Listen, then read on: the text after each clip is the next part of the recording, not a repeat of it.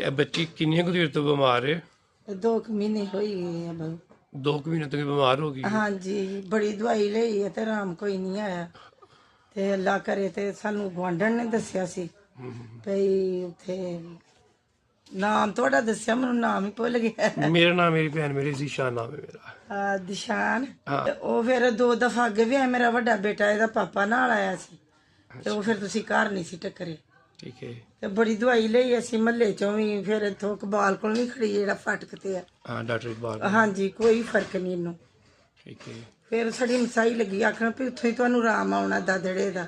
ਅੱਲਾ ਬਖਸ਼ ਸ਼ਿਫਾ ਦੇ। ਹਾਂਜੀ, ਜਿੰਨੀ ਮਰਜ਼ੀ ਦਵਾਈ ਲਓ। ਇਹ ਬੱਚੀ ਇਨਸ਼ਾਅੱਲਾ ਠੀਕ ਵੀ ਹੋ ਜਾਏਗੀ। ਅੱਲਾ ਦੇ ਫਜ਼ਲੋਂ ਕੇ ਇਸ ਵਕਤ ਮੈਨੂੰ ਥੋੜਾ ਨਾ ਕਮਜ਼ੋਰ ਲੱਗਦੀ ਪਈ।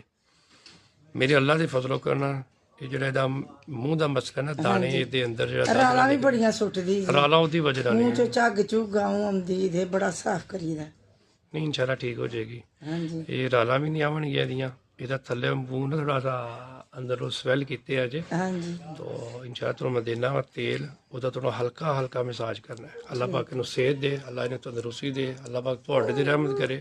और इंशाअल्लाह मैं अल्लाह तो दुआ करांगा ਤੁਹਾਨੂੰ ਦੁਬਾਰਾ ਆਉਣ ਦੀ ਜ਼ਰੂਰਤ ਨਹੀਂ ਪਏਗੀ। मेरे से दुआ का शना। अस्सलाम वालेकुम।